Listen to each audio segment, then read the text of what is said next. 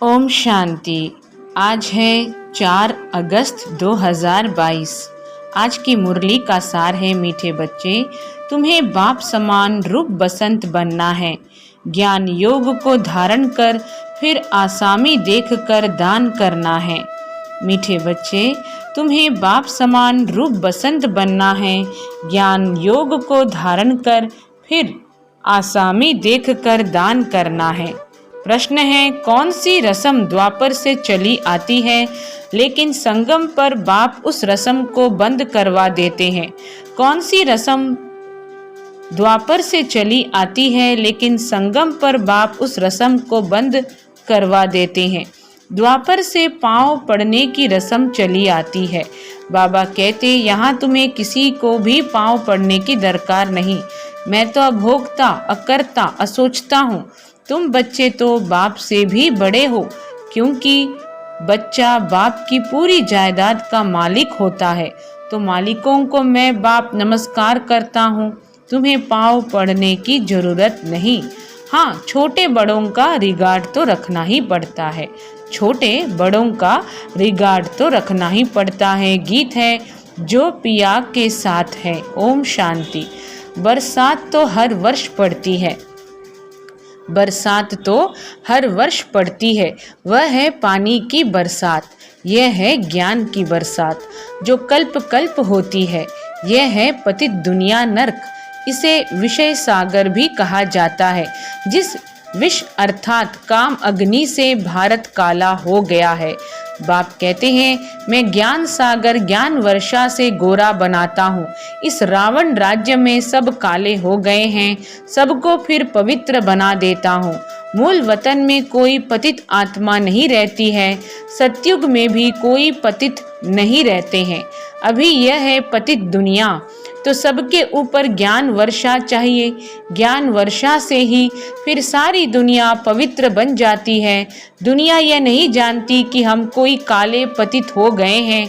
सतयुग में कोई पतित होता नहीं, सारी दुनिया ही पवित्र है। वहाँ पतित का नाम निशान नहीं रहता। इसलिए विष्णु को क्षीर सागर में दिखाते हैं। उसका अर्थ भी मनुष्य नहीं जानते। तुम समझते हो विष्णु के 2 रूप, यह लक्ष्मी नारायण ही हैं। कहते हैं वहाँ घी की नदियाँ बहती हैं, तो जरूर क्षीर सागर चाहिए। मनुष्य तो विष्णु भगवान कह देते हैं। तुम विष्णु को भगवान नहीं कह सकते। विष्णु देवताय नमः, ब्रह्मा देवताय नमः कहते हैं। विष्णु को भगवान नमः नहीं कहेंगे। शिव परमात्माए नमः शोभता है। अभी तुमको रोशनी मिली है।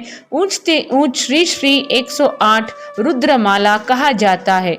ऊपर में है फूल, फिर मेरु दाना युगल कहा जाता है लक्ष्मी नारायण को। ऊपर में है फूल, फिर मेरु दाना युगल कहा जाता है लक्ष्मी नारायण को। ब्रह्मा सरस्वती को युगल नहीं कहा जाता। यह माला शुद्ध है ना। मेरु फिर लक्ष्मी नारायण को कहा जाता है। प्रवृत्ति मार्ग है ना। मेरु किसको कहा जाता है? लक्ष्मी नारायण को। प्रवृत्ति मार्ग है ना। विष्णु अर्थात लक्ष्मी नारायण की डिनेस्टी। सिर्फ लक्ष्मी नारायण कहते हैं, परंतु उन्होंने संतान भी तो होंगे ना। यह किसको पता नहीं है। अभी तुम बच्चे विषय सागर से निकले हो। उनको काली दह भी कहा जाता है। सतयुग में तो कुछ होता नहीं। नाग पर डांस की, यह किया, यह सब दंत कथाएं हैं। ब्लाइंड फेथ से गुड़ियों की पूजा करते रहते हैं। बहुत देवियों की मूर्तियां बनाते हैं। लाखों करोड़ों रुपया खर्चा करके देवियों को श्रृंगारते हैं। कोई तो सच्चे सोने के जेवर आदि भी पहनाते हैं, क्योंकि ब्राह्मणों को दान करना होता है। ब्राह्मण जो पूजा कराते हैं, बहुत खर्चा कराते हैं। धूमधाम से देवियों की झांकी निकालते हैं। देवियों को क्रिएट कर, पालना कर, फिर उनका श्रृंगार कर डुबो देते हैं। इसको कहा जाता है गुड़ियों की पूजा।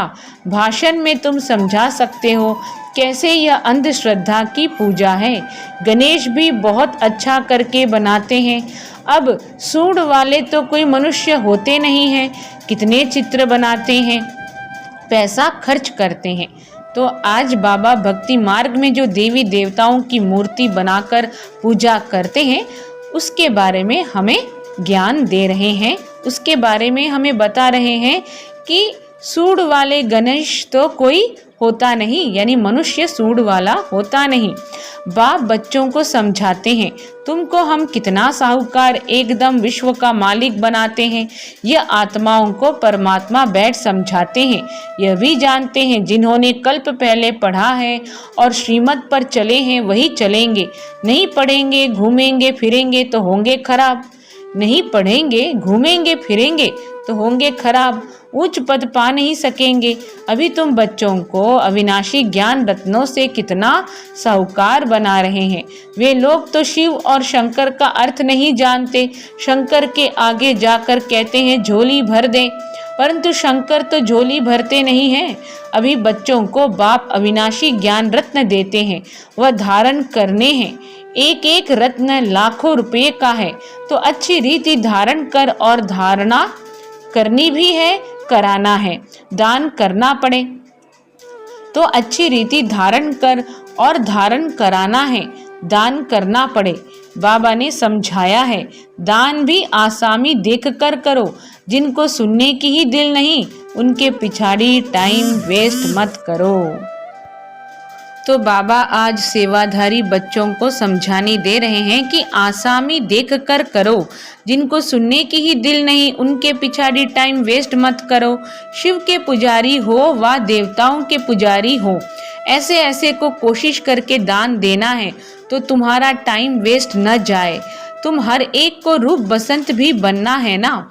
जैसे बाबा रूप बसंत है ना, उनका रूप ज्योतिर्लिंगम नहीं स्टार मिसल है। बाबा का रूप क्या ज्योतिर्लिंगम नहीं स्टार मिसल है। परम पिता परमात्मा परम धाम में रहने वाला है। परम धाम परे से परे है ना। आत्माओं को तो परमात्मा नहीं कहेंगे, वह परम आत्मा है। यहाँ जो दुखी आत्माएं हैं वह परम पिता को बुलाती हैं, उनको सुप्रीम आत्मा कहेंगे। वह बिंदी मिसल है, ऐसा नहीं कि उनका कोई नाम रूप है ही नहीं। ज्ञान सागर है, पतित पावन है। दुनिया तो नहीं जानती है, पूछो परमपिता परमात्मा कहाँ है, कहेंगे सर्वव्यापी है। अरे तुम उन्हें पतित पावन कहते हो तो पावन कैसे बनाएंगे, कुछ भी समझते नहीं है। इसको अंधेर नगरी कहा जाता है। तुमको तो बाबा ने हर बात से छुड़ा दिया है। बाबा अभोक्ता अकर्ता और असोचता है। बाबा क्या है? अभोक्ता अकर्ता और असोचता है। कभी भी पाँव पर गिरने नहीं देते हैं। अभोक्ता माना बाबा कुछ भी भोग का कोई भी आइटम है वो बाबा ग्रहण नहीं करते। अकर्ता बाबा जो हैं वो कोई काम खुद करते नहीं हैं। उनको जब हम संकल्प करते हैं, उनको याद करते हैं तो हमें हेल्प करते हैं। असोचता बाबा अपने लिए कोई संकल्प क्रिएट नहीं करते, तो कभी भी पाँव पर गिरने नहीं देते हैं। परंतु द्वापर से यह रस्म चली आई है, छोटे बड़े का रिगार्ड रखते हैं। वास्तव में बच्चा वारिस बनता है बाप की प्रॉपर्टी का। बाप कहते हैं यह मालिक है हमारी जायदाद के। मालिक को नमस्ते करते हैं। भल मालिक बाप है, परंतु सच्चा मालिक तो बच्चा बन गया सारी प्रॉपर्टी का। सच्चा मालिक तो बच्चा बन गया सारी प्रॉपर्टी का। तो तुमको ऐसा थोड़े ही कहेंगे पाँव पड़ो यह करो, नहीं।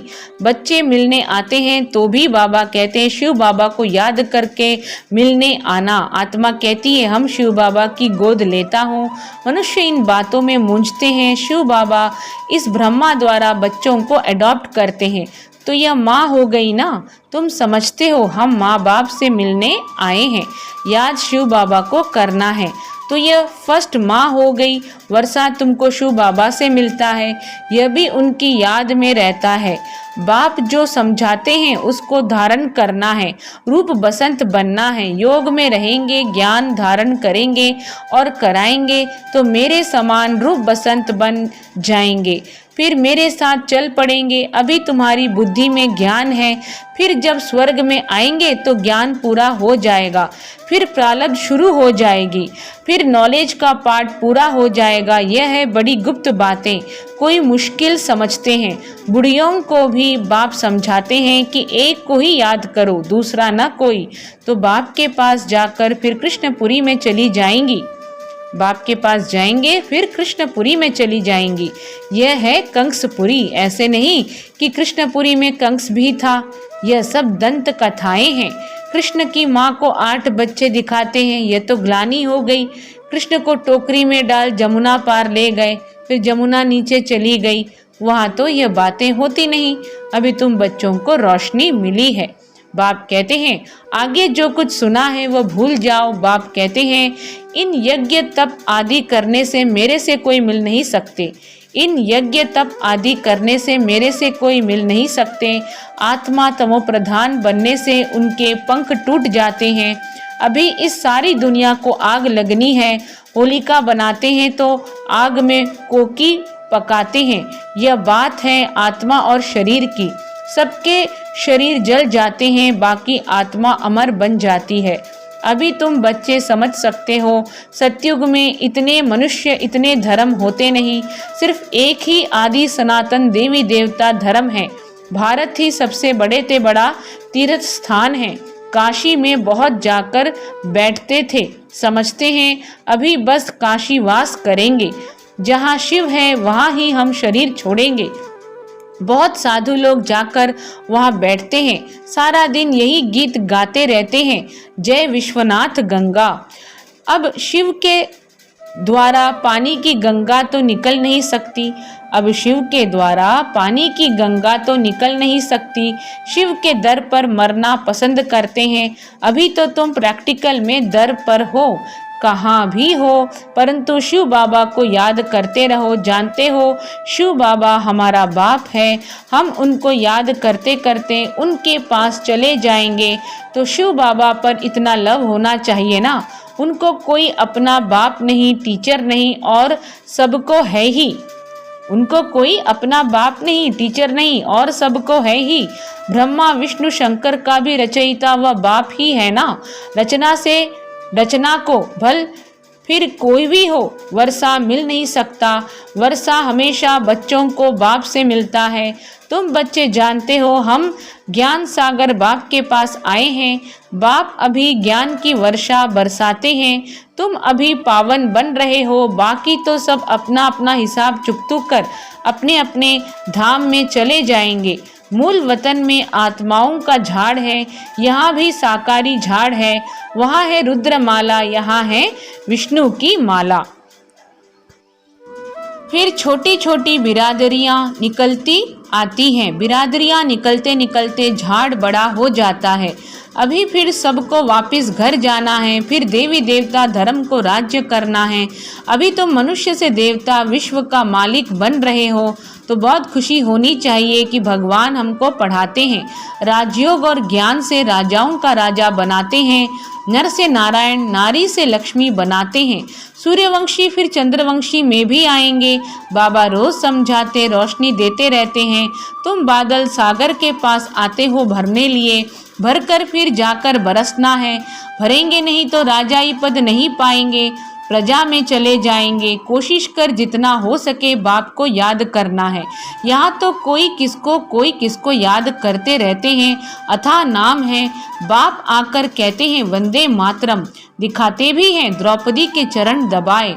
बाबा के पास बुढ़ियाँ आती हैं तो बाबा उन्हों को कहते हैं बच्ची थक गई हो।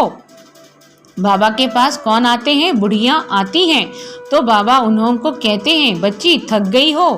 अब बाकी थोड़े रोज हैं, तुम घर बैठे शिव बाबा को और वर्षे को याद करो। जितना याद करेंगे उतना विक्रमाजीत बनेंगे। आप समान औरों को नहीं बनाएंगे तो प्रजा कैसे बनेगी? बहुत मेहनत करनी है, धारण कर फिर औरों को भी आप समान बनाना है। अच्छा, मीठे मीठे सिखी लदे बच्चों प्रति माता पिता बाप दादा का याद प्यार और गुड मॉर्निंग। रूहानी बाप की रूहानी बच्चों को नमस्ते। हम रूहानी बच्चों की रूहानी माता पिता बाप दादा को याद प्यार, गुड मॉर्निंग और नमस्ते। धारणा के लिए मुख्य सार हर बात में अपना समय सफल करना है। दान भी आसामी पात्र देखकर करना है। जो सुनना नहीं चाहते हैं उनके पीछे टाइम वेस्ट नहीं करना है। बाप के और देवताओं के भक्तों को ज्ञान देना है। अविनाशी ज्ञान रत्नों को धारण कर साहूकार बनना है। पढ़ाई जरूर पढ़नी है। एक एक रत्न लाखों रुपयों का है, इसलिए इसे धारण करना और कराना है। वरदान है हर कर्म में बाप का साथी रूप में अनुभव करने वाले सिद्धि स्वरूप भव। हर कर्म में बाप का साथी रूप में अनुभव करने वाले सिद्धि स्वरूप भव। सबसे सहज और निरंतर याद का साधन है सदा बाप के साथ का अनुभव हो। साथ की अनुभूति याद करने की मेहनत से छुड़ा देती है। जब साथ हैं तो याद रहेगी ही, लेकिन ऐसा साथ नहीं कि सिर्फ साथ में बैठा है, लेकिन साथी अर्थात मददगार है। साथ वाला कभी भूल भी सकता है, लेकिन साथी नहीं भूलता। तो हर कर्म में बाप ऐसा साथी है जो मुश्किल को भी सहज करने वाला है। ऐसे साथी के साथ का सदा अनुभव होता रहे तो सिद्धि स्वरूप बन जाएंगे। स्लोगन है विशेष आत्मा बनना है तो विशेषता को ही देखो और विशेषता का ही वर्णन करो। विशेष आत्मा बनना है तो विशेषता को ही देखो और विशेषता का ही वर्णन करो। मातेश्वरी जी के अनमोल महावाक्य। हम जो भी कुछ इस नज़र से देखते हैं जानते हैं अब कलयुग की अंत है और सत्युगी दैवी दुनिया की स्थापना हो रही है। हमारी नज़रों में यह कलयुगी दुनिया खत्म हुई पड़ी है। जैसे गीता में भगवान के महावाक्य हैं, बच्चे यह जो गुरु गोसाई आदि देखते हो ये सब मरे ही पड़े हैं। ये सब क्या है? मरे ही पड़े हैं। वैसे हम समझते हैं इतने सारे जो मनुष्य संप्रदाय हैं वो सब आयरन एज तक पहुंच चुके हैं। तब ही परमात्मा के महावाक्य हैं, मैं इस आसुरी दुनिया का विनाश कर दैवी सृष्टि की स्थापना करता हूँ। तभी हम कह सकते हैं कि सब मरे ही पड़े हैं, तो अपना इस दुनिया से कोई भी कनेक्शन नहीं है। कहते हैं पुरानी दुनिया न जीती देखो, नई दुनिया के लिए सप्ताह कोर्स करो, क्योंकि नई दुनिया की स्थापना होगी अर्थात जीते रहेंगे तो अपने लिए यह दुनिया है ही नहीं। बाबा क्या समझा रहे हैं कि तो अपना इस दुनिया से कोई भी कनेक्शन नहीं है। कहते हैं पुरानी दुनिया न जीती देखो, नई दुनिया के लिए सप्ताह कोर्स करो, क्योंकि नई दुनिया की स्थापना होगी अर्थात जीते रहेंगे तो अपने लिए यह दुनिया है ही नहीं। भल मनुष्य समझते हैं हम अच्छे कर्म करेंगे, दान पुण्य करेंगे तो फिर से आकर इस दुनिया में भोगेंगे, लेकिन यह जो हम जान चुके हैं कि यह दुनिया अब खत्म होने वाली है, तो इस विनाशी दुनिया की प्रारब्ध ही विनाशी है, वो जन्म जन्मांतर नहीं चलेगी। अब देखो हमारी नज़र और दुनिया की नज़र में कितना फर्क है। अब यह निश्चय भी तब बैठता है जब यह निश्चय हो कि हमें पढ़ाने वाला कौन है। अब यह निश्चय भी तब बैठता है जब यह निश्चय हो कि हमें पढ़ाने वाला कौन है। अच्छा, ओम शांति।